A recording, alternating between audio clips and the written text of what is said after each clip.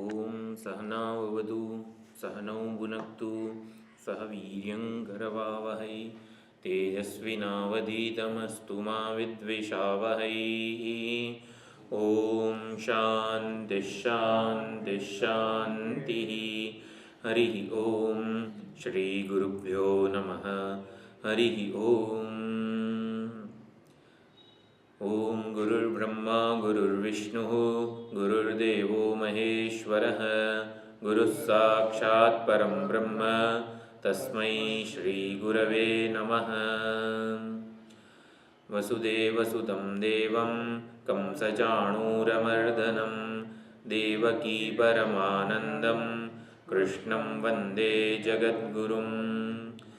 સર્વોપનિષદો ગાવઃ દુગ્ધા ગોપાલનંદનઃ પાર્થો વત્સઃ સુધીર્ભોક્તા દુગ્ધં ગીતામૃतं મહત. ઓમ યં બ્રહ્મા વરુણેન્દ્રરુદ્રમરુતઃ સ્તુન્વન્તિ દિવ્યૈસ્તવૈઃ વેદૈઃ સાંગપદક્રમોપનિષदैर्गायन्ति यं सामगाः. ध्यानावस्थिततद्गतेन मनसा पश्यन्ति यं योगिनः यस्यान्तं न विदुः सुरासुरगणाः देवाय तस्मै नमः. गुरुदेव भगवान की जय. જય ભગવદ્ ગીતે. જય ભગવદ્ ગીતે એટલે માં આપણે આ જે સિંગલ પેજ છે આરતી જોઈ એકવાર એનો અર્થ જોઈ લઈએ. એટલે માં ભગવદ્ ગીતાનો જય જયકાર હોય. જે કૃષ્ણ હૃદય જાતે એટલે જે કૃષ્ણ ભગવાનના હૃદયમાંથી જ કરુણાથી જન્મેલા છે, પ્રગટ થયેલા છે. યા સ્વયં પદ્મનાભસ્ય મુખપદ્માદ વિનિસૃતા એટલે સાક્ષાત કૃષ્ણ ભગવાનના હૃદયમાંથી કરુણાને લીધે જન્મેલા છે. જય જય હરિ ગીતે શ્રી હરિ દ્વારા ગવાયેલા છે. એટલે શ્રી હરિએ જ્યારે ઉપનિષદોનું ગાન કર્યું એને જ ભગવદ્ ગીતા, ભગવતા ગીતા, ભગવાન વડે ગવાયેલું ગીત એને ભગવદ્ ગીતા કહેવાય છે. જય જય હરિ ગીતે શ્રી હરિ દ્વારા ગવાયેલા છે એવામાં આપને હે જનની, હે માં ગીતા આપને અમે વંદન કરીએ છીએ. આપને વંદન હો. પછી જયાદ્ય વૈદ્ય ગીતે જય આપનો જય જયકાર હો. આદ્ય વૈદ્ય ગીતે સૌથી પહેલા વૈદ્ય કોણ છે? તો સૌથી પહેલા ડૉક્ટર શ્રી કૃષ્ણ પરમાત્મા છે. શ્રી નારાયણ શ્રી હરિ એ સૌથી પહેલા સૃષ્ટિના સૌથી પહેલા ડૉક્ટર કોણ છે? તો કે શ્રી કૃષ્ણ પરમાત્મા. તો એમના વડે આપ ગવાયા છો. એટલે જ્યારે ડૉક્ટરે જે મહિમા ગાયો હોય એ કેટલો બધો અગત્યનો હોય. એટલે આદ્ય વૈદ્ય એવા શ્રી હરિનારાયણ દ્વારા ગવાયેલા આપનો જય જયકાર હો. તમે શું કરો છો?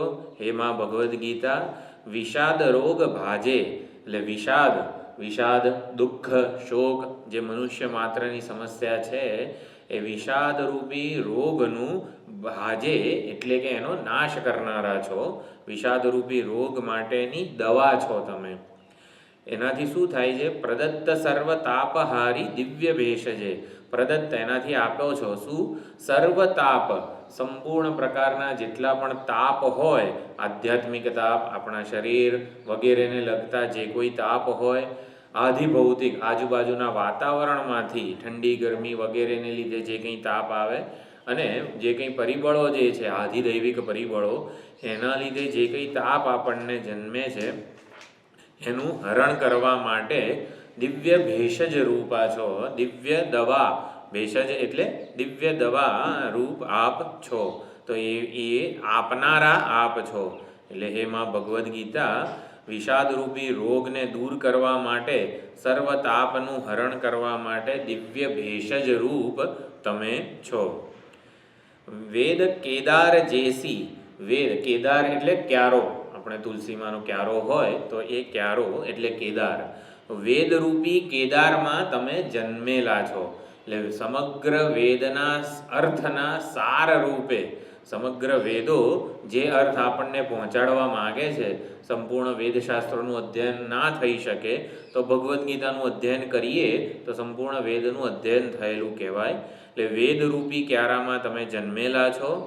ભેદ ખેદ આદિ રોગ નાશને, ભેદ બુદ્ધિપૂર્વક આપણે જે કંઈ પણ ખેદ, વહેરો આતરો, ભેદ બુદ્ધિ, જુદાઈ, શ્રી પરમાત્મા, જીવ જગત અને ઈશ્વર વગેરે જે ભેદ આપણને જણાય છે અને એના લીધે ભગવાન પ્રત્યેની આપણી જે જુદાઈ છે, ગુરુજનો પ્રત્યેની આપણી જે જુદાઈ છે, આપણને ભગવાનના નિત્ય દર્શન કરવા છે, ગુરુજનોનો નિત્ય સત્સંગ પ્રાપ્ત કરવો છે, પણ કંઈક જુદાઈ રહેલી છે.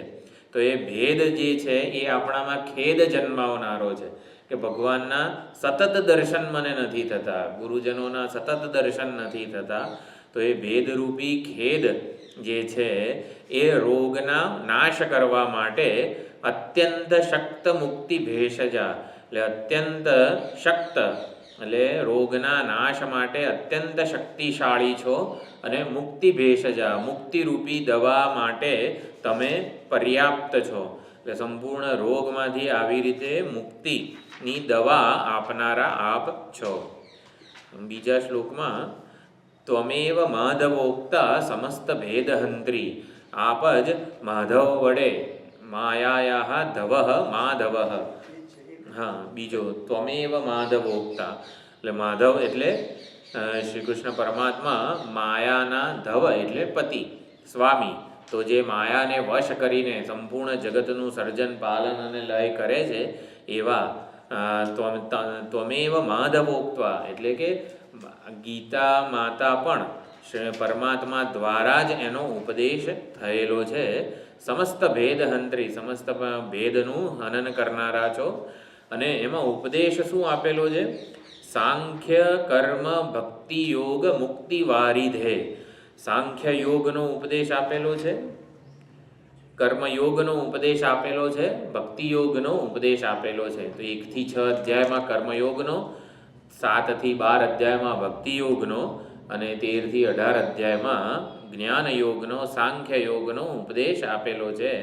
જે ઉપદેશથી મુક્તિ વારિધે એટલે એ ઉપદેશથી સર્વને મુક્તિ મળે છે એવા વારિધિ એટલે કે વારી એટલે પાણી અને એને ધારણ કરનારા એટલે કે સમુદ્ર, વારિધિ એટલે સમુદ્ર. તો આવા ઉપદેશના સમુદ્ર રૂપ આપ છો અને એટલે સમસ્ત ભેદનું હનન કરનારા છો. સતતમ આત્મસંસ્થમ કલયમાનસત્વમ, ગીતાજી શું કહે છે? સતત યતો યતો નિશ્ચરતી મનશ્ચંચલમ સ્થિરમ વગેરે જે 6ઠ્ઠા અધ્યાયનું જે ઉપદેશ છે ને એને આમાં વણી દીધો છે. આપણા મનને સતત નિરંતર આત્મસંસ્થમ કરવાનું છે, પ્રત્યેક અભિમુખ થવાનું છે. ભગવાન જ્યાં વિરાજેલા છે એ તરફ આપણે અભિમુખ બનવાનું છે. આપણને ઉત્તર દિશામાં જવું હોય, હરિદ્વાર જવું હોય અને આપણે દક્ષિણ દિશાની કોઈક યાત્રા માટે ટ્રેન પકડીએ તો આપણે પહોંચી ન શકીએ. જેનું જ્ઞાન પ્રાપ્ત કરવું છે, જેને આપણે મેળવવા છે એના તરફ આપણે અભિમુખ હોવા જોઈએ. તો સતતમ આત્મસંસ્થમ, પરમાત્મા આપણા હૃદયસ્થ ચૈતન્ય સ્વરૂપે બિરાજે છે, માટે આપણે આપણા મનને કેળવવું જોઈએ કે એ પ્રત્યેક એટલે કે અંતરાત્મા તરફ અભિમુખ થાય, આત્મસંસ્થમ થાય. પરમાત્મા આપણા હૃદયસ્થ ચૈતન્ય સ્વરૂપે જ બિરાજે છે, માટે સતત આત્મસંસ્થમ થવું જોઈએ. નકિંચિદપી ચિંતેત, બહારના જગતના વિષયો વગેરે જે છે એનો આપણે આવી રીતે ચિંતન ન કરવું જોઈએ. વિહાય સર્વ ચિંતામ ઇતિ પ્રગાયસી એટલે પ્રગાયસી પ્રકર્ષેણ ગાયસી. હે માં, તમે કેવો ઉપદેશ આપો છો, કેવું ગાન કરો છો? પ્રકર્ષેણ ગાયસી, અત્યંત ભારપૂર્વક આપ એવું ગાન કરી રહ્યા છો, ઉપદેશ આપી રહ્યા છો. સંપૂર્ણ પ્રકારની ચિંતાઓ છોડીને ભગવાનનું ભજન કરો, ભગવાનનું આત્મ સ્વરૂપે ભજન કરો. આપણા મનને બહારના વિષયોની ચિંતામાંથી સંકેલી લઈને આપણે આપણા આત્મ સ્વરૂપમાં, ભગવદ સ્વરૂપમાં જ આપણા મનને સ્થિત કરવું જોઈએ. આપણું મન અહીંયા બુદ્ધિ છે, આ મન છે અને આ ઇન્દ્રિયો, વિષયો વગેરે જે છે. એટલે એટલે કાકડિયા હતો. વાંધો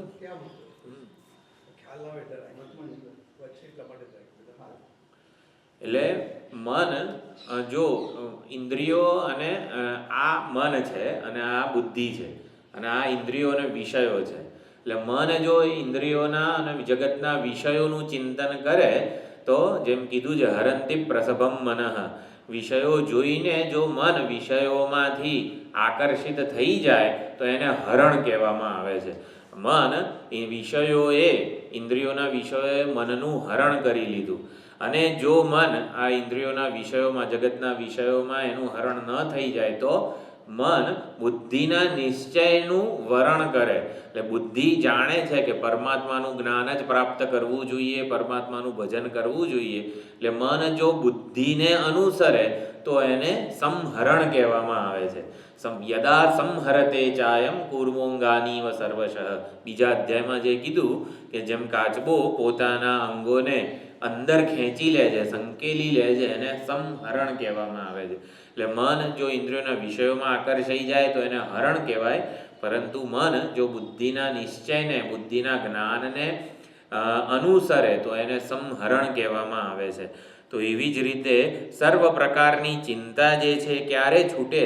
જ્યારે મન આપણું બુદ્ધિના જ્ઞાનને અનુસરતું હોય, એનું સંહરણ થયેલું હોય તો. સ્વલ્પમપ્યધીતા નિખિલ મોહ જેત્રી, સ્વલ્પમપી અધીતા, શ્રીમદ ભગવદ્ ગીતાના એકાદ શ્લોકનું, એકાદ અધ્યાયનું, અને જો તક મળે તો સંપૂર્ણ ભગવદ્ ગીતાનું અધ્યયન થયેલું હોય, સ્વલ્પમ અપી અધીતા, રોજ એકાદ શ્લોકનું પણ આપણે અધ્યયન વગેરે કરીએ, એનો વિચાર ભાથું આપણે સમજવાનો પ્રયત્ન કરીએ તો નિખિલ મોહ જેત્રી, આપણો જે મોહ જે છે, મોહ એટલે અવિવેક, અન્યથા દર્શન, સંસારમાં જે સત્ય છે એના બદલે આપણને વિષય, વ્યક્તિ, વસ્તુ, પરિસ્થિતિ વગેરે શોભના ધ્યાસ થતો હોય છે, એને મોહ કહેવામાં આવે છે. તો મોહને જેત્રી એટલે કે જય, મોહ ઉપર વિજય પામનારા છો. એટલે થોડુંક પણ શ્રીમદ ભગવદ્ ગીતાનું અધ્યયન કરેલું હોય તો આપણા જીવનમાં રહેલો સંપૂર્ણ મોહ જે છે એના ઉપર આપણે વિજય પ્રાપ્ત કરી શકીએ છીએ. સકલ દુઃખ જાલ તૂલ સબલ વાતુલા, વાતુલ એટલે પવન. તો માં ભગવદ્ ગીતા તમે અત્યંત પ્રબળ, સબલ એટલે પ્રબળ, અત્યંત પ્રચંડ વાયુ જેવા છો. સબલ વાતુલા એટલે પ્રચંડ વાયુ જેવા છો. તો વાયુ શું કરે છે? દુઃખ જાલ તૂલ, તૂલ એટલે જે રૂની ગાંસડી હોય છે, તો દુઃખરૂપી જાળાઓ, જાળું જે હોય એની આખી ગાંસડી જેવું હોય, એને ક્યાંય આ પ્રચંડ જો વાયુ આવે, વાયુનો વેગ હોય તો એ ક્યાંય આવી રીતે દૂર જતું રહે. તો સંપૂર્ણ પ્રકારના દુઃખને રૂપી જાળને આપ પ્રચંડ વાયુ વેગથી દૂર કરી નાખો છો, એનાથી અમને મુક્ત કરી દો છો. ત્વદીય દિવ્ય વાણી સતત પરિનિષેવામ, હે દેવી, હે દેવી, અમે પ્રાર્થના કરીએ છીએ, દીયતામ અમને આપો, હે બ્રહ્મવાદિની, હે બ્રહ્મ એટલે કે પરમાત્મા, પરમાત્મા વિષયક વિચાર ભાથું આપનારા હે દેવી, ત્વદીય દિવ્ય વાણી, આપનો જે દિવ્ય ઉપદેશ છે એને સતત પરિનિષેવામ એટલે સતત, હંમેશા, નિત્ય નિરંતર અમે એનું સેવન કરતા રહીએ, અમે એનાથી લાભાન્વિત થતા રહીએ, એવી હે દેવી અમને આશીર્વાદ આપો કે જેથી સતત તમારું જ અમને સેવન થતું રહે અમારા જીવનમાં. એક પણ દિવસ એવો ના હોય કે જ્યાં ભગવદ્ ગીતાના અધ્યયન દ્વારા કોઈક સુંદર વિચાર અમે પ્રાપ્ત કર્યો ન હોય, એવો એક પણ દિવસ ના હોય. સતત તમારું અધ્યયન થતું રહે. અશેષ વેદ સારમ સખા પરાત્મતત્વમ સમર વિમુખ ચિત્તમ સખાયમ અબ્રવીત. નર અને નારાયણ એના જ અવતાર છે, શ્રી કૃષ્ણ અને અર્જુન. તો બંને સખા છે, એક સખાએ બીજા સખાને દુઃખ મુક્તિનો, શોક મુક્તિનો ઉપદેશ આપેલો છે. તો જે અર્જુન નામનો સખા છે એ સમર વિમુખ ચિત્તમ, રણ મેદાનમાં હું યુદ્ધ નહીં કરું એમ કરીને શસ્ત્રો પણ હેઠા મૂકી દીધા છે, એવા જે શોકમગ્ન છે, દુઃખી છે, એવો જે અર્જુન જે સખા છે એના માટે એક સખાએ એટલે શ્રી કૃષ્ણ પરમાત્માએ પરાત્મ તત્વમ સાચું પરમાત્મ તત્વ સાચું ભગવદ તત્વ શું છે, એનું સ્વરૂપ શું છે, એની શરણાગતિ કેવી રીતે સ્વીકારાય, હૃદયમાં એના માટે પ્રેમ કેવી રીતે જન્મે, અને અશેષ વેદ સારમ સંપૂર્ણ વેદના સારને સારભૂત ઉપદેશને સખાયમ અબ્રવીત અર્જુન માટે એ ઉપદેશ આપેલો છે. એટલે શ્રી કૃષ્ણ પરમાત્માએ સમગ્ર વેદના સારનો ઉપદેશ એમના સખા એવા અર્જુનને આપ્યો છે. ત્વમેવ સાતિ ગુહ્યા નિરસ્ત મોહ શોકા, તમે અત્યંત ગુહ્ય, એ ગુહ્ય એટલે રાજવિદ્યા રાજગુહ્યમ, જે 9મા અધ્યાયમાં કીધું, અત્યંત રહસ્યમય આ જ્ઞાન છે. તમે અત્યંત રહસ્યમય જ્ઞાન આપનારા છો. નિરસ્ત મોહ શોકા, આપ જે ઉપદેશ આપો છો એનાથી સંપૂર્ણ શોક અને મોહ નિરસ્ત થઈ જાય છે, એ નિવૃત્ત થઈ જાય છે.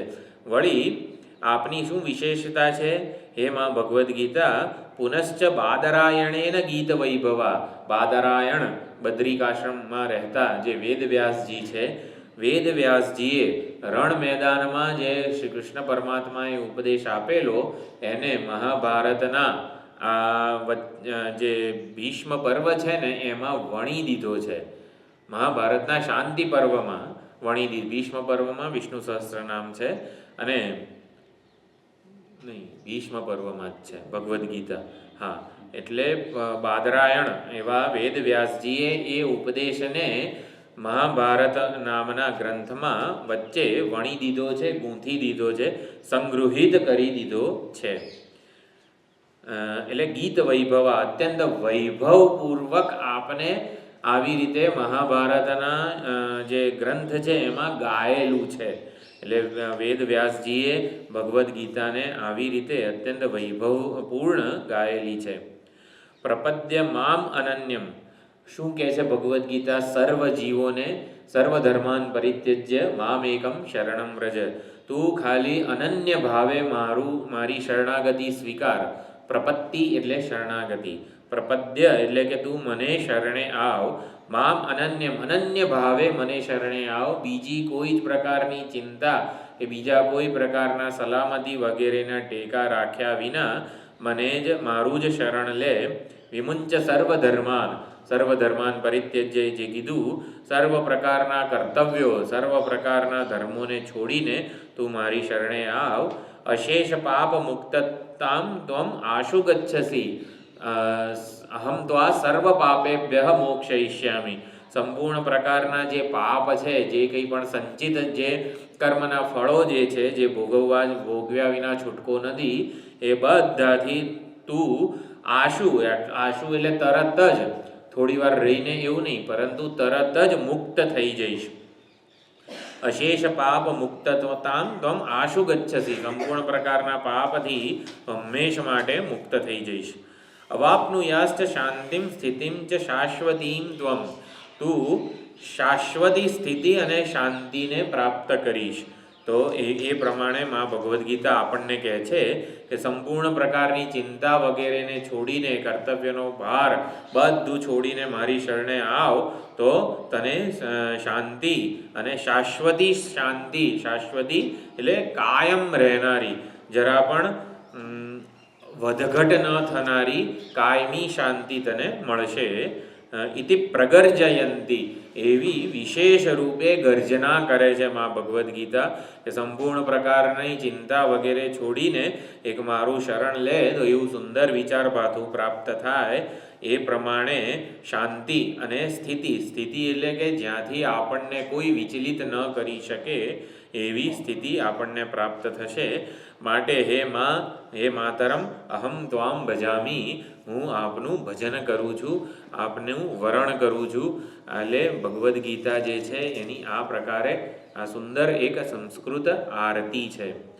જય ભગવદ્ ગીતે કૃષ્ણ હૃદય જાતે, હે માં ભગવદ્ ગીતા શ્રી કૃષ્ણ પરમાત્માના હૃદયમાંથી જન્મેલા, જય જય હરિ ગીતે, શ્રી હરિનારાયણ વડે ગવાયેલા ઉપનિષદો એવા આપ ભગવદ્ ગીતા છો. હે માં, આપને વંદન હો, આપને નમસ્કાર હો. અને બીજું જે મોટું કાગળ છે એમાં 1, 2, 3, 4 એવી રીતે પેજ નંબર નીચે લખેલા છે. આગળ પાછળ હશે.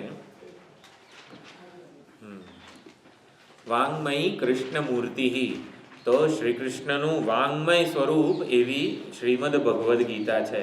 ગીતા જયંતી શ્રીમદ ભગવદ્ ગીતાનો મહિમા જ્યાં જ્યાં ગવાયો છે એ આપણે જોવાનો પ્રયત્ન કરી રહ્યા છીએ. તો ભગવદ્ ગીતાના 18 અધ્યાયોને શ્રી કૃષ્ણ પરમાત્માની વ્રજ વગેરેમાં કરેલી એક એક લીલા સાથે સરખાવવામાં આવે છે. અને એ રીતે શ્રી કૃષ્ણ પરમાત્માનું વાંગમય સ્વરૂપ એવીમાં ભગવદ્ ગીતાનો મહિમા ગાવામાં આવે છે. આ જે છે સંસ્કૃત જે એ આપણે પ્લે કરીને પણ સાંભળી લઈશું. એટલે એનો રાગ પણ બહુ જ સુંદર છે. આ જે મોટું કાગળ છે એ માલિની છંદમાં છે.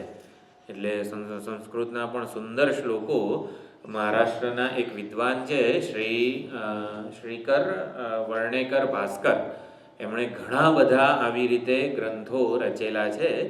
અને એમણે આ શ્રી કૃષ્ણનું વાંગમય સ્વરૂપે ભગવદ્ ગીતાનો મહિમા ગાયેલો છે.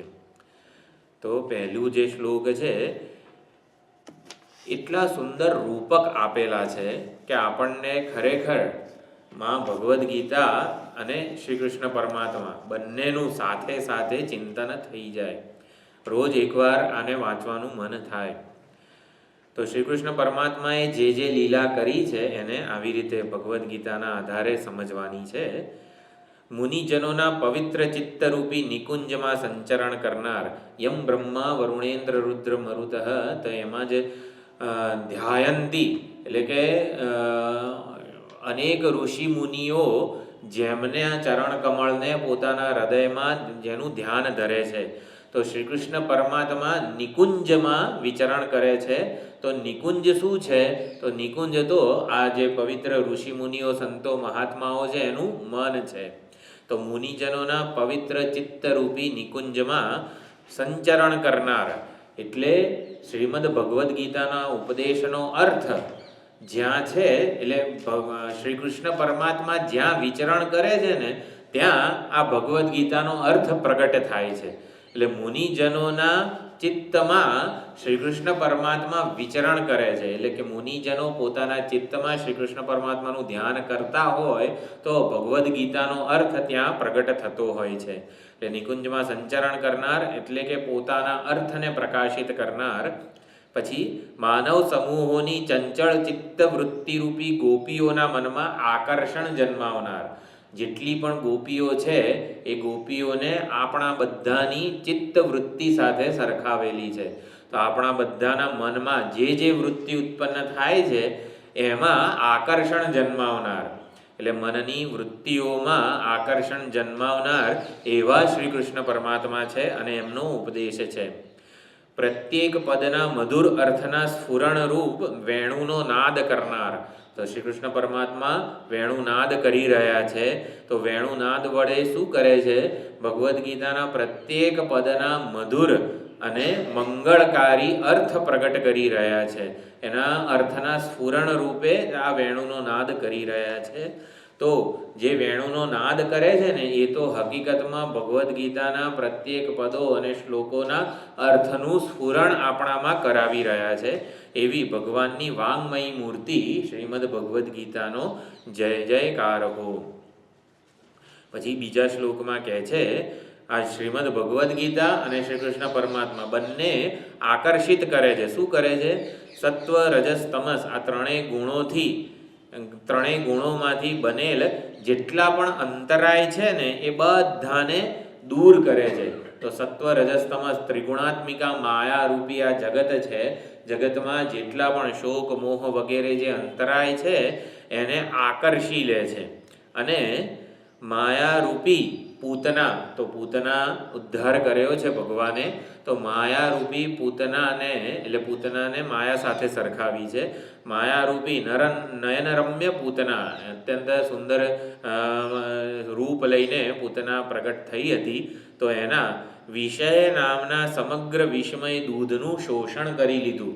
તો તો શ્રી કૃષ્ણ પરમાત્માએ જેવી રીતે પૂતનાના આ દૂધનું શોષણ કર્યું, એવી જ રીતે શ્રીમદ ભગવદ્ ગીતા પણ એકવાર અધ્યયન કરીએ, વારંવાર અધ્યયન કરીએ તો જગતના વિષયોમાં આપણને જે રસ થાય છે એ રસનું જ શોષણ કરી લે, કે જેથી જગતના વિષયો, વ્યક્તિઓ, પરિસ્થિતિઓ માટે આપણને વૈરાગ્ય જાગે.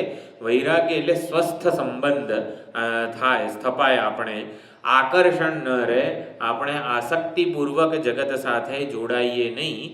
આપણા જે કર્તવ્યો હોય એ કર્તવ્ય પાલન રૂપ જ સંબંધ રહે જગત સાથે.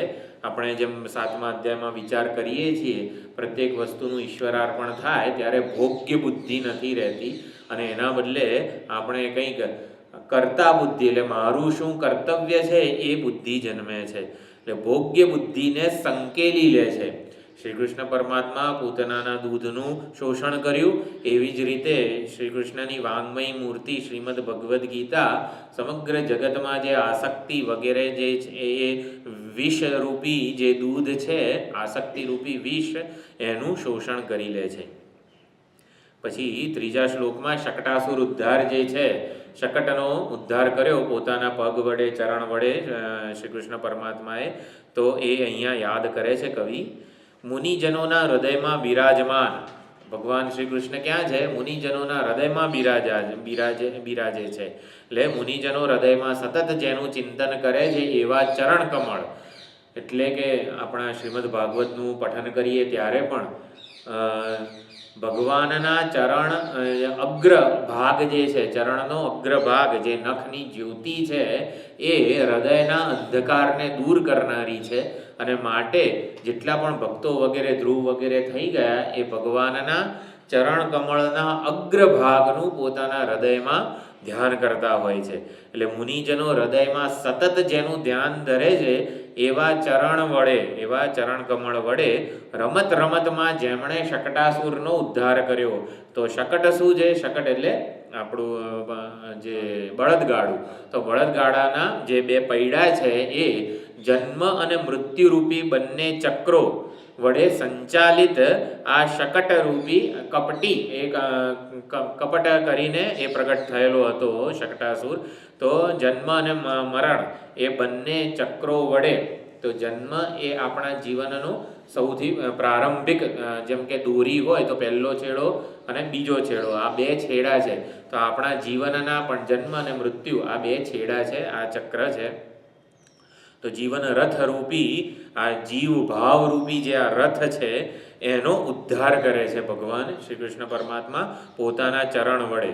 તો પ્રપંચ અથવા તો પ્રપંચને જોનારું, આ જે પ્રપંચ સાથે વ્યવહાર કરનારું આ જે શરીર છે એટલે કે શરીર ભાવ, દેહાદી વગેરેનું અભિમાન છે, એનો ઉદ્ધાર કરે છે. આ કપટપૂર્વક શકટાસુર પ્રગટ થયેલો હતો. તો એવી જ રીતે એના આ જન્મ અને મરણ રૂપી 2 ચક્રો હતા. તો એ ચક્રોથી જ આ દેહ, જે શરીર સાથેનો સંબંધ છે, એ સંચાલિત થતો હોય છે. તો શકટાસુર રૂપી પ્રપંચનો નાશ કર્યો. એવી જ રીતે શ્રી કૃષ્ણ પરમાત્માનો ઉપદેશ એવી ભગવદ્ ગીતા જે છે એ પણ આ કપટી શકટાસુર જે છે, પ્રપંચ છે, એનો નાશ કરનારા છે. પછી દામોદર લીલા છે. દામોદર એટલે માં યશોદાએ એમને બાંધવાનો પ્રયત્ન કરે છે, ત્યારે પણ એ દોરીઓ જે છે એ દર વખતે સહેજ ટૂંકી પડે છે. એ લીલાને યાદ કરે છે. તો આચાર્યો, જેટલા પણ આચાર્યો થયા છે ભગવદ્ ગીતાના અર્થને પ્રગટ કરવા માટે, જે આચાર્યોએ પોતે પ્રયત્ન કરેલો છે એ ભાષ્ય વગેરે રચીને, તો એ આચાર્યોની બુદ્ધિ એ નંદપત્ની માં યશોદા છે. તો માં યશોદા દોરડા વડે બાંધી રહ્યા છે શ્રી કૃષ્ણ પરમાત્માને. તો એવી જ રીતે આચાર્યોની બુદ્ધિ અત્યંત મજબૂત અને દીર્ઘ એવા ભાષ્ય એટલે કે શ્રીમદ ભગવદ્ ગીતાનો આપણે અર્થ કરીએ, જે આચાર્યોએ, ઘણા બધા આચાર્યોએ અર્થઘટન કરેલું છે. તો એ ભાષ્ય રૂપી અર્થઘટન રૂપી રજ્જુઓ વડે, એટલે કે દોરડા વડે આચાર્યોની બુદ્ધિરૂપી માતા યશોદા વડે વારંવાર સારી રીતે બંધાયેલી એટલે કે સીમિત કરાયેલી માં યશોદા પરમાત્માને બાંધવાનો પ્રયત્ન કરે છે. તો દરેક આચાર્યને, દરેક જે સંત મહાત્મા જ્યારે ભગવદ્ ગીતા વગેરેનું પોતાનું વ્યાખ્યાન કરી રહ્યા હોય ત્યારે એમને એવું લાગે કે આ શ્લોકનો મેં યથાર્થ પરમાત્માએ જેવો ઉપદેશેલો છે ને એવો યથાર્થ અર્થ જ તમને પહોંચાડેલો છે સત્સંગમાં, પણ છતાં પણ દરેક વખતે થોડુંક તો ટૂંકું પડે જ છે. એટલે કે શ્રી કૃષ્ણ પરમાત્માનું વાસ્તવિક સ્વરૂપ કોઈકનાથી પ્રગટ થાય એવું નથી. એ તો પ્રસન્ન થઈને પોતે પ્રગટ થનારા છે, પોતે બંધાઈ જનારા છે. માં યશોદાએ બાંધ્યા એવું નથી, શ્રી કૃષ્ણ પરમાત્મા પોતે બંધાઈ જાય છે. એમણે જોયું કે માં યશોદા તો સાવ પરસેવે રેપ જેપ થઈ ગયા છે, વસ્ત્રોનું ઠેકાણું રહ્યું નથી, ચાલો એમના પર કૃપા કરીને હવે એમને વધારે પરેશાન નથી કરવા, બંધાઈ ગયા. તો એવી જ રીતે દરેકે દરેક આચાર્યો જે આવી રીતે ભગવદ્ ગીતા ઉપર વ્યાખ્યાન વગેરે કરે છે એને એવું લાગે કે આ શ્લોકનો સુંદર અર્થ પ્રગટ થયો, પરંતુ એ તો શ્રી કૃષ્ણ પરમાત્માની કૃપાથી જ આવી રીતે અત્યંત નવા માર્ગોનું અનુસરણ કરે છે. એટલે કે ફરી આપણે વાંચીએ ત્યારે અત્યંત નવા જ અર્થનું આપણને પણ સ્ફુરણ થતું રહે છે.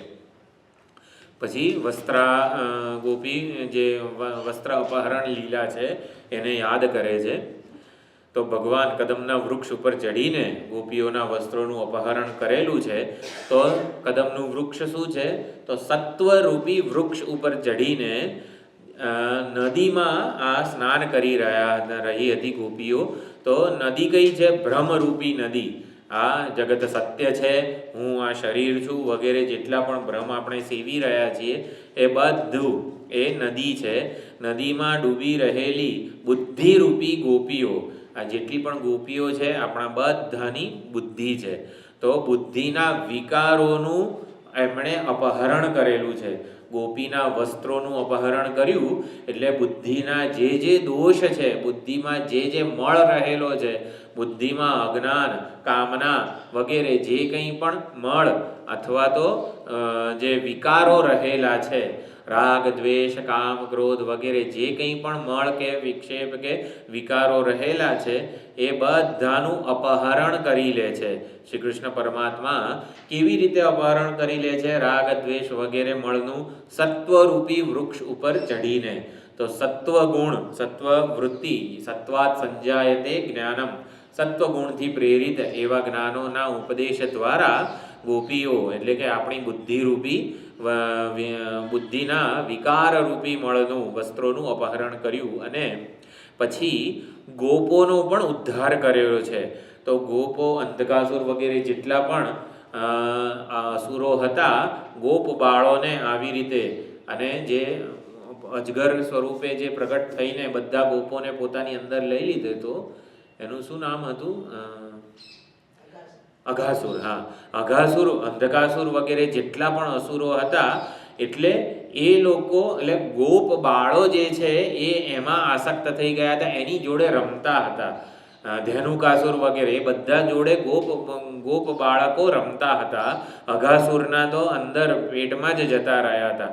તો આ બધા અસુરો એટલે શું? રજસ અને તમસ, એમાં આસક્ત થઈ ગયા. એને મહત્વ કંઈક નવી વસ્તુ આવી છે, ચલો અહીંયા કંઈક રમીએ એમ કરીને એમાં આસક્ત થયા હતા. તો એવા બધા ગોપ બાળકોનો જેમણે ઉદ્ધાર કર્યો એવી શ્રી કૃષ્ણની વાંગમયી મૂર્તિનો જય જયકાર હો. પછી ગોવર્ધન ધારણ લીલા છે. તો ભગવાને ટકલી આંગળીએ ગોવર્ધન ધારણ કર્યો, એના દ્વારા સંવર્તક મેઘથી આવી રીતે 7 દિવસ 7 રાત સુધી વ્રજજનોનું રક્ષણ કર્યું છે. તો ગોવર્ધન શું છે? તો અધ્યાત્મરૂપી ગોવર્ધન, અવિચળ અને અત્યંત ગૂઢ એવા અન્ય આધાર વગરના અધ્યાત્મરૂપી ગોવર્ધન. અધ્યાત્મરૂપી ગોવર્ધન એટલે શું?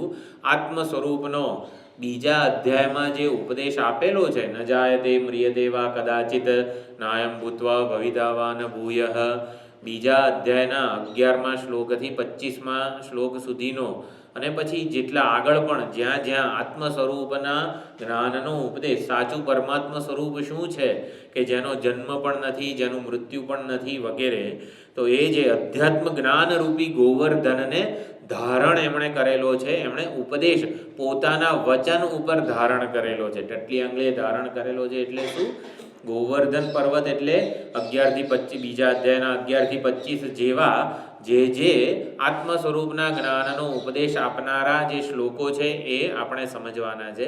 તો અધ્યાત્મ રૂપી ગોવર્ધનને પોતાના વચન ઉપર ધારણ કરનારા એટલે કે એ પ્રમાણેનો ઉપદેશ આપનારી શ્રીમદ ભગવદ્ ગીતા છે. એનાથી શું કર્યું? વ્રજજનોનું રક્ષણ કર્યું. તો વ્રજજનો એટલે ચારે બાજુથી ભવભયથી વર્ષાથી પીડિત થયેલા આપણે બધા, જે ચારે બાજુ દારિદ્ર્યથી માંડીને જે કોઈ પણ આપણને દુઃખ સતાવતું હોય, ભય સતાવતો હોય, અસલામતી, ચિંતા વગેરેમાંથી આપણનું રક્ષણ કરી રહ્યા છે એવા માં ભગવદ્ ગીતા શ્રી કૃષ્ણ પરમાત્માની વાંગમયી મૂર્તિ છે. એમનો જય જયકાર હો. પછી જે આ માખણ ચોરી લીલા છે, માખણ ચોરે છે, ગમે ત્યાં સંતાડેલું હોય, ઉપર સંતાડેલું હોય એને પણ આવી રીતે ચોરી લે છે. માખણ, દહીં વગેરે દૂધ જ્યાં જ્યાં ગોપીઓએ સંતાડેલું હોય ને બધું જ શ્રી કૃષ્ણ પરમાત્મા માગીને કોઈને કીધા વગર પણ ચોરીને બધાને આપે છે. તો એવું શું છે ભગવદ્ ગીતામાં? તો બધા ઋષિમુનિઓએ ઉપનિષદોના અંતરાળમાં, એટલે ઉપનિષદો રૂપી વિશાળ કુંભ છે, જે માટલા વગેરે આપણને ખબર છે કે એમાં નવનીત વગેરે હોય છે. તો એ માટલું શું છે? કુંભ શું છે? ઉપનિષદો રૂપી કુંભ, વિશાળ કુંભ છે.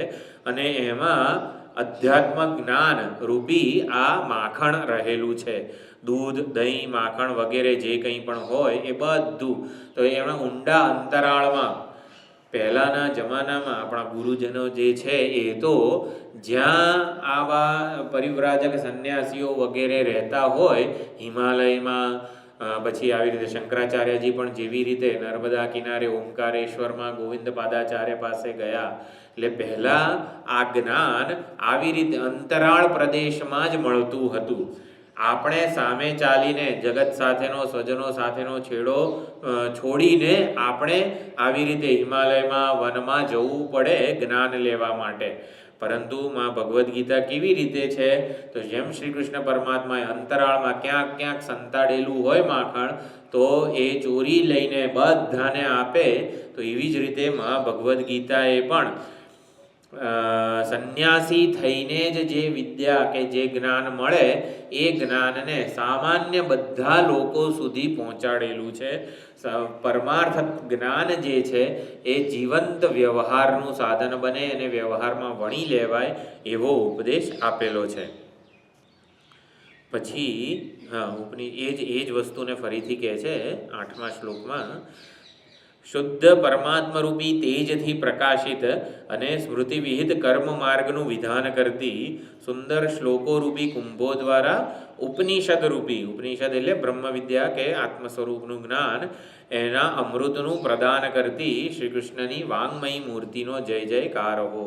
એટલે કે પરમાત્માના તેજથી પ્રકાશિત, પરમાત્માના તેજથી એટલે પરમાત્માના સ્વરૂપથી જે પ્રકાશી રહ્યું છે અને એની પ્રાપ્તિ માટે શ્રી બ્રહ્મ વિદ્યાયામ યોગ શાસ્ત્રે, એટલે માં ભગવદ્ ગીતામાં બ્રહ્મ વિદ્યાનું પરમાત્માના તેજથી પ્રકાશી રહ્યા છે માં ભગવદ્ ગીતા, અને યોગ શાસ્ત્ર એ પરમાર્થિક જ્ઞાનને રોજબરોજના જીવનમાં કેવી રીતે વણી લેવું એ કર્મયોગનો ઉપદેશ છે. તો કર્મ માર્ગનું વિધાન કરે છે. અને આ ઉપનિષદો જે છે, ઉપનિષદોનું અમૃત, સર્વોપનિષદો ગાવઃ દુગ્ધા ગોપાલનંદન. તો ઉપનિષદો રૂપી ગાયનું જે દૂધ છે, અમૃત છે, દુગ્ધમ ગીતામૃતમ મહત. તો ઉપનિષદો રૂપી ગાય છે અને એનું દોહન કરનારા શ્રી કૃષ્ણ પરમાત્મા એ ભગવદ્ ગીતા રૂપી અમૃતનું, નવનીતનું આપણને આ ઉપદેશ આપેલો છે. પછી ગોપબાળો એટલે ભાષ્યકારો જે છે, જે કોઈ પણ આ ભગવદ્ ગીતાના અર્થને સમજાવવા માટે પ્રયત્ન કરી રહ્યા છે અત્યંત ગાઢ ભક્તિથી, તો એ જે ભાષ્યકાર છે, ભાષ્યકાર એટલે ભગવદ્ ગીતા ઉપર ભાષ્ય કે વ્યાખ્યાન લખનારા જે કોઈ પણ આપણા પૂર્વના આચાર્યો છે, મધુસૂદન સરસ્વતીજી, શ્રીધર સ્વામી, શંકરાચાર્યજી, આ બધા જે કોઈ પણ ભાષ્યકાર છે જેમણે ભગવદ્ ગીતા ઉપર વ્યાખ્યાન લખેલું છે, તો એ ગાઢ ભક્તિથી એનું સેવન કરે છે ત્યારે સુદૃઢ વિવેકરૂપી બાહુઓ વડે, અત્યંત સુયોગ્ય વચનો વડે એમના હૃદયમાં રહેલા રહસ્યોનો આવિર્ભાવ કરે છે. એટલે જ્યારે ભાષ્યકાર પોતાની સુદૃઢ વિવેક બુદ્ધિથી એ ભગવદ્ ગીતાના શ્લોકને સમજવાનો અને સમજાવવાનો પ્રયત્ન કરી રહ્યા હોય ત્યારે શ્રી કૃષ્ણ પરમાત્મા ભગવદ્ ગીતા જે છે એ શું કરે છે? એમના હૃદયમાં રહસ્યનો ખજાનો એનો આવિષ્કાર કરે છે. અત્યંત રહસ્યમય રીતે આ દરેકે દરેક શ્લોકનો અર્થ પ્રગટ કરે છે એમના હૃદયમાં. પછી 10મા શ્લોકમાં એક જે અસુર જે છે એને બતાવી રહ્યા છે.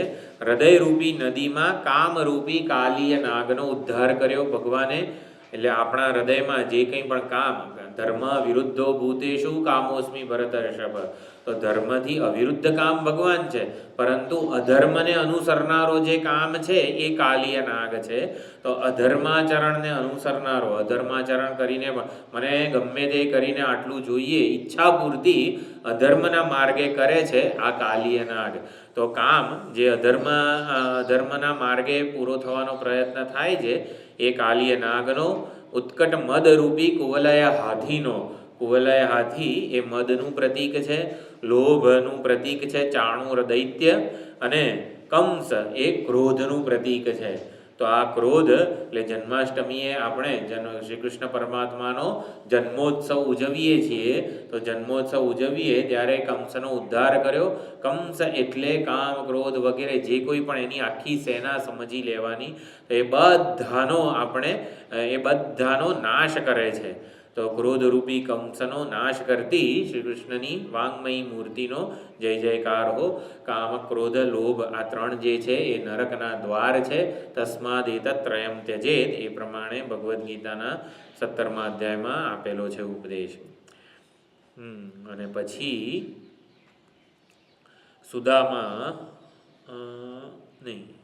સુદામાની લીલા પછી જ પ્રિય સખાની જેમ યોગારૂઢ, આપણે 6ઠા અધ્યાયમાં યોગારૂઢસ્ય તસ્યૈવ શમઃ કારણમુચ્યતે, એટલે પોતાના પ્રિય સખા એવા અર્જુનને યોગારૂઢ થવા માટે જે તૈયાર છે એને આશ્વાસન આપે છે. અને ગુરુની જેમ, ગુરુ શબ્દ પુલ્લિંગ હોય, પુલ્લિંગમાં વપરાય ત્યારે આપણા આચાર્ય એવો અર્થ થતો હોય છે. અને ગુરુ શબ્દ જ્યારે નપુંસકલિંગ હોય ત્યારે અત્યંત ભરાવદાર અથવા તો ભારે, મહાન એ અર્થ થતો હોય છે. તો ગુરુની જેમ, ગુરુ અર્થાત મહાન જ્ઞાન ધરાવનાર, જ્ઞાનીઓનો આદર કરનારી છે. અને જે તૈયાર વિરક્ત સંન્યાસીઓ છે એને યોગારૂઢ કહેવાય.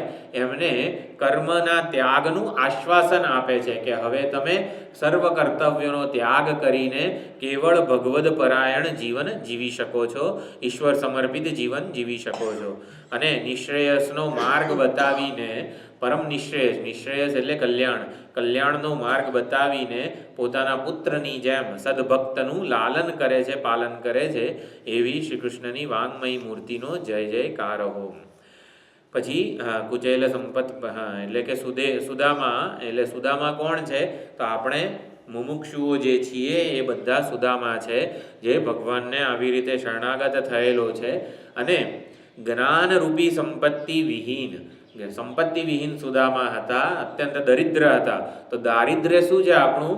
આ જે દૈવી સંપત્તિ, સત્ય, અહિંસા, જે 26 મૂલ્યો વગેરે 13મા અધ્યાયમાં અને 17મા અધ્યાયમાં આપેલા છે, અભયમ સત્વ સંશુદ્ધિ વગેરે, એ બધા મૂલ્યો, એટલે એ સાત્વિક જે મૂલ્યો છે એ જ્ઞાનરૂપી સંપત્તિ અને વિવેક, વૈરાગ્ય, ષટ સંપત્તિ, મુમુક્ષા, આ બધા જે જ્ઞાનરૂપી સંપત્તિ છે, જેવી જોઈએ ને જેટલી માત્રામાં આ સાધક વગેરેમાં હોવી જોઈએ એટલી માત્રામાં આપણામાં ન હોય, તો એના માટે એવા સુદામા જેવા આપણા માટે પ્રિય મિત્રની જેમ, અત્યંત પ્રિય મિત્રની જેમ આપણને સ્વીકારે છે.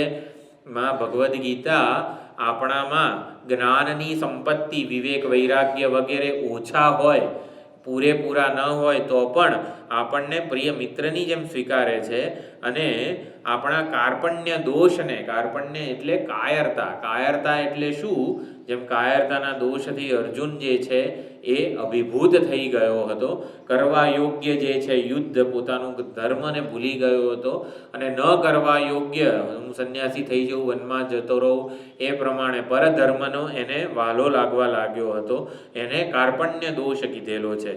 તો એ શોક કે વિષાદગ્રસ્ત થઈ ગયો હતો, એને લીલા માત્રથી તત્ક્ષણ મુક્ત કરતી. તો લીલા માત્રથી એ ઉપદેશ આપીને શ્રીમદ ભગવદ્ ગીતા રૂપી ભગવાનની વાંગમય મૂર્તિ જે છે એવા આપણને કાર્પણ્ય દોષમાંથી આપણને મુક્ત કરે છે. પછી વસ્ત્રાવતાર જે છે એને અહીંયા સમજાવે છે. પાપરૂપી કૌરવોની સભામાં, પાપની સભા જે છે, કૌરવોની સભામાં મોહરૂપી દુશાસન વડે ખેંચી લવાયેલી રજસ્વલા એટલે કે સભાસદોના સ્પર્શ કે દર્શનને અયોગ્ય હોય એવી દ્રૌપદી. તો આપણી બુદ્ધિ જે છે એને દ્રૌપદી સાથે સરખાવે છે. તો બુદ્ધિ જે છે મોહરૂપી દુશાસન વડે એટલે મોહિત થઈ જાય છે, અજ્ઞાનને લીધે આપણા સંચિત પાપ વગેરેની સભામાં એ આવી રીતે બુદ્ધિ વડે મોહ વડે ખેંચાય છે. ત્યારે દ્રૌપદીએ ગોવિંદ ગોવિંદ એમ કરીને સ્મરણ કર્યું. સ્મરણ માત્રથી આ વસ્ત્રાવતાર થયો. તો સ્મરણ માત્રથી જ્યારે અર્જુને કાર્પણ્ય દોષોપહત સ્વભાવ પૃચ્છામિ ત્વામ ધર્મ સંમૂઢ ચેતા, સંમૂઢ એટલે મોહિત થઈ ગઈ છે મારી બુદ્ધિ, શું ધર્મ છે મારો એ હવે નિર્ણય નથી કરી શકતી. તો જ્યારે મોહ વડે આપણી બુદ્ધિ મોહિત થઈ ગઈ હોય એટલે કે આપણને શું કરવું જોઈએ, શું ન કરવું જોઈએ એનો વિવેક ન રહે, ત્યારે જ્યારે શરણાગતિ સ્વીકારીએ છીએ, ભગવાનને નિસ્સહાય પોકાર કરીએ, ત્યારે ભગવદ્ ગીતા રૂપી ઉપદેશ ભગવાન આપણને આપે છે. અને એટલે મહાવાક્ય રૂપી, નિર્મળ વચન રૂપી મહાવાક્યોથી રૂપી વસ્ત્રોથી આપણું રક્ષણ કરે છે.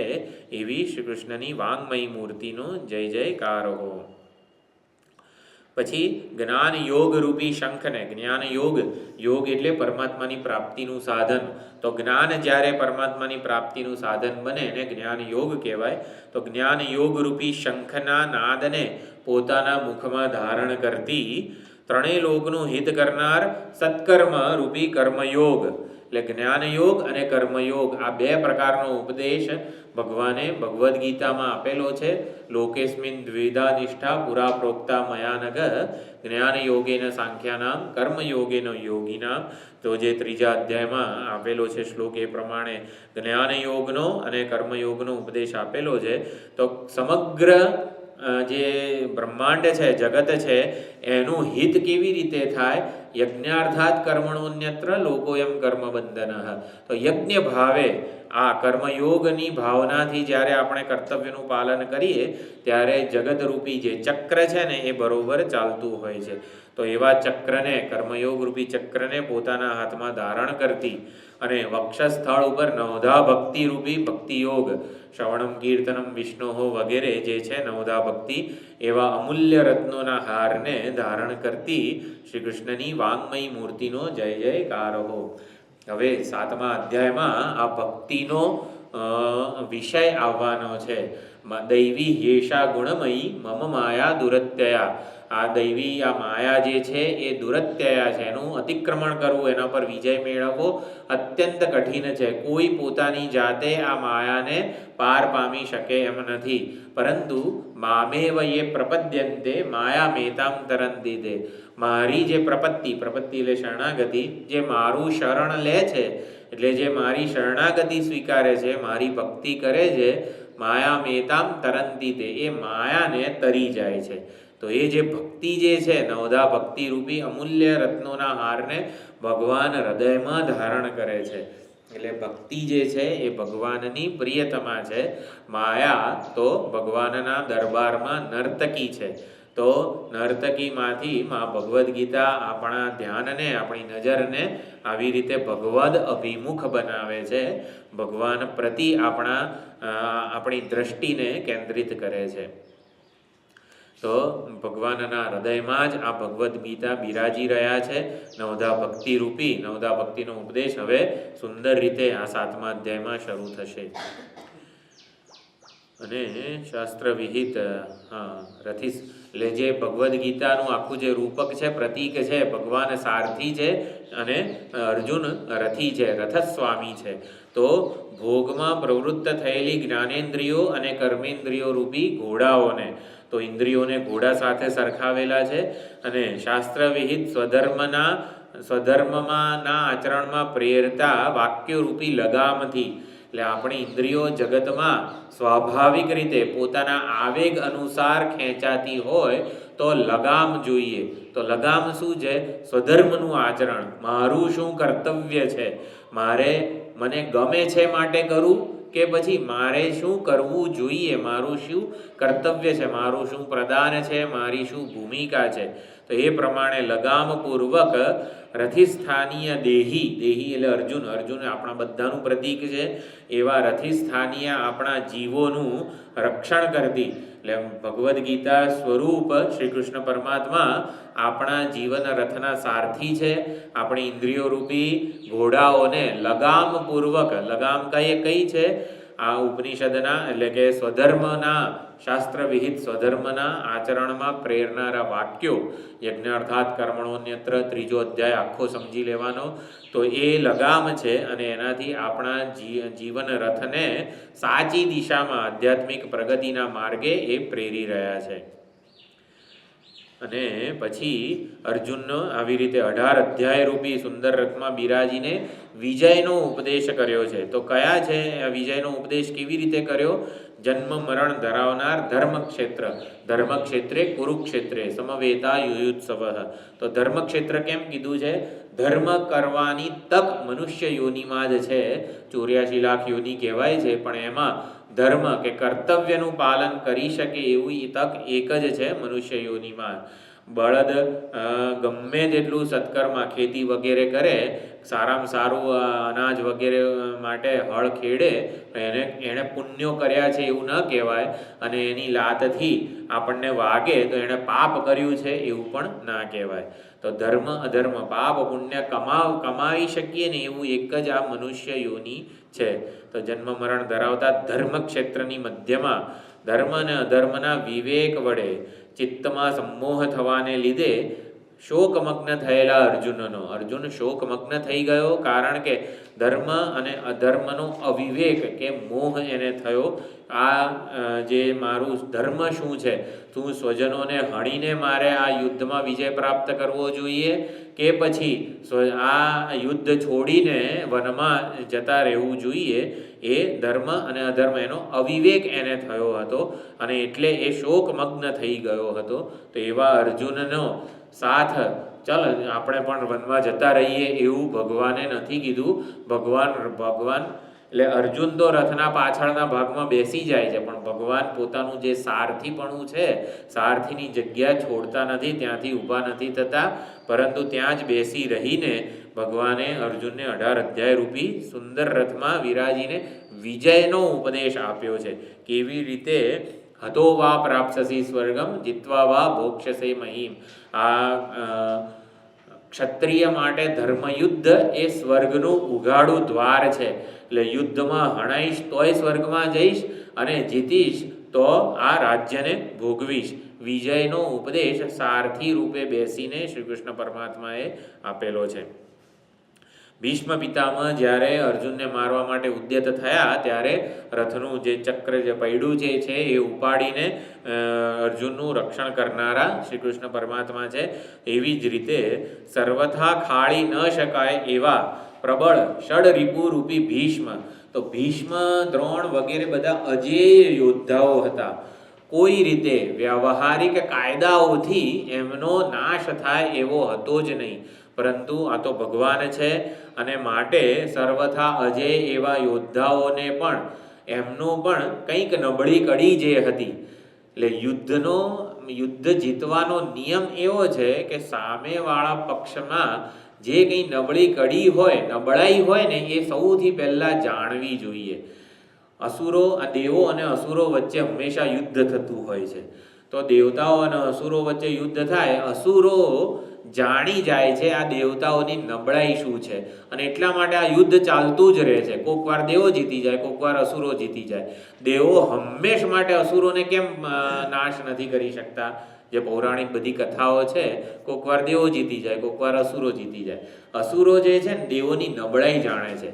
એટલે આપણામાં પણ દૈવી વૃત્તિઓ અને આસુરી વૃત્તિઓ, આપણને પણ એવું થાય કે એવું વિષ્ણુ સહસ્ત્રનામ પારાયણ કરું, આ કરું, તે કરું, જપ કરું, ધ્યાન કરું, કંઈક એવી સાધના કરું કે આ રાગ દ્વેષ કામ ક્રોધ બધા જે અસુરો જે છે ને એને હંમેશ માટે મારી નાખું, એને ઉગવા જ ના દઉં, એવું કંઈક સત્કર્મ કરું. તો એને સુંદર દેવ અને અસુરોની આખી આખ્યાયિકા રૂપે ઉપનિષદોમાં આપેલું છે. અને એના માટે એવું સત્કર્મ કરું, એવી કંઈક સાધના કરું કે અસુરોને કોઈ દિવસ હું જીતવા ના દઉં. જ્યારે ત્યારે અસુરો આવી જાય છે અને પછી મારા મનને વિક્ષિપ્ત કરે છે, તો શું કરવું જોઈએ? એવું સત્કર્મ કરું, એવી કંઈક સાધના કરું કે જેથી અસુરોને કાયમ માટે જીતી લઉં, અસુરોને મારી નબળાઈ ન પારખી જાય. તો આપણે દૈવી વૃત્તિઓની નબળાઈ શું છે? સ્વાર્થ અને સંકુચિતતા. દેવો એટલે આપણે, આપણી આંખ, કાન, નાક, જેટલી પણ ઇન્દ્રિયો જે છે ને એ બધા એક એક અધિષ્ઠાન દેવતાઓનો જ અંશ છે. સૂર્ય દેવતાએ જ પોતાના અંશ રૂપે આંખમાં પ્રવેશ કરેલો છે, દિક દેવતાએ કાનમાં પ્રવેશ કરેલો છે, અગ્નિ દેવતાએ વાણીમાં પ્રવેશ કરેલો છે. એટલે જેટલી ઇન્દ્રિયો જે છે ને એ બધા દેવો જ છે. દેવતાઓમાં નબળાઈ શું છે? સ્વાર્થ અને સંકુચિતતા. એટલે કંઈક બોલું ને તો એમાં પણ વાણી રૂપી જે દેવ છે, જે અગ્નિદેવ છે, એને થોડો સ્વાર્થ હોય છે. હું સરસ, મારા કોઈક વખાણ કરે તો સારું, હું સુંદર ભજન ગાઉં તો કોઈએ નોંધ જ ના લીધી, મારી કોઈક નોંધ લે ને એવું હું ગાઉં. એટલે વાણી રૂપી જે અગ્નિ દેવતા આપણામાં બિરાજમાન છે, એમાં સ્વાર્થ અને સંકુચિતતા, એટલે પોતાનું કંઈક સંકુચિત કે સ્વાર્થ રાખીને એ બોલે છે, ગાય છે વગેરે. એટલે આ સ્વાર્થ અને સંકુચિતતા નબળાઈ અસુરો જાણી જાય છે અને એટલે પછી એને પાપથી વીંધી નાખે છે. એટલે સ્વાર્થ અને સંકુચિતતા રૂપી નબળાઈને હંમેશ માટે જીતવી હોય તો પ્રાણરૂપી પરમાત્મા, એ આખ્યાયિકામાં એવી રીતે છે, અસુરોએ પોતાની બધી તાકાતથી આ ઇન્દ્રિયોનો જે સ્વામી છે, આંખમાં જોવાની શક્તિ પ્રાણ આપે છે, જે શ્વાસ આપણે લઈ રહ્યા છીએ, જે શક્તિ છે, જેની શક્તિથી વાણી બોલી રહી છે, જેની શક્તિથી આંખ જોઈ રહ્યા છે. વૃદ્ધાવસ્થા આવે જેમ જેમ ત્યારે કાનમાં ઓછું સંભળાય, આંખનું તેજ ઘટી જાય, તો પ્રાણ શક્તિ નબળી પડતી હોય છે. તો આ જે પ્રાણ શક્તિ છે, જે ઇન્દ્રિયોની પાછળ રહેલી છે, એ સર્વ સામાન્ય છે અને એને સ્વાર્થ અને સંકુચિતતા નથી. એ સર્વ ઇન્દ્રિયોને સમાન રૂપે જ શક્તિ પ્રદાન કરી રહ્યા છે. તો જે પ્રાણ ચાલી રહ્યા છે ને એ જ પરમાત્મા છે અને એનું શરણ સ્વીકારવાનું છે. તો એનું શરણ સ્વીકારીશું તો આ અસુરો આપણને જીતી નહીં શકે. તો સર્વથા ખાળી ન શકાય એવા ભીષ્મ વગેરે જે યોદ્ધાઓ હતા, એનાથી અર્જુનનો રક્ષણ કરવા માટે જેમણે સત્તત્વના જ્ઞાન રૂપી ચક્ર કે રથનું પૈડું ધારણ કર્યું. ભગવાને પૈડું ધારણ કર્યું તો એ શું છે? સત્તત્વના જ્ઞાન રૂપી ચક્ર છે. ભીષ્મ વગેરે જે કંઈ પણ ધર્મીઓ હતા, ધર્મી અધર્મી એનો નાશ ક્યારે થાય? અકર્તૃ આત્મ સ્વરૂપના જ્ઞાનપૂર્વક જ, જે બીજા અધ્યાયમાં આવશે, તો ન જાય તે મ્રિયતે વગેરે જેટલા પણ શ્લોકો છે એ સત્તત્વનું જ્ઞાન છે. ના સતો વિદ્યતે ભાવો વગેરે જે પણ બધા શ્લોકો છે એ જ્ઞાનરૂપી ચક્રથી ભીષ્મ વગેરે જે છે એનો ભગવાને એને રોકી લીધા હતા અને પછી આવી રીતે અર્જુને શ્રી ભીષ્મ પિતામહ વગેરેનો નાશ કર્યો હતો. અને પછી ગરુડ ઉપર સવાર થઈને, એટલે અનેકવિધ લોક ભાષાઓમાં, દરેક ગામઠી ભાષાઓમાં પણ આ ભગવદ્ ગીતા દરેક ત્યાંના ગુરુજનો આચાર્યોએ ગાયેલી છે.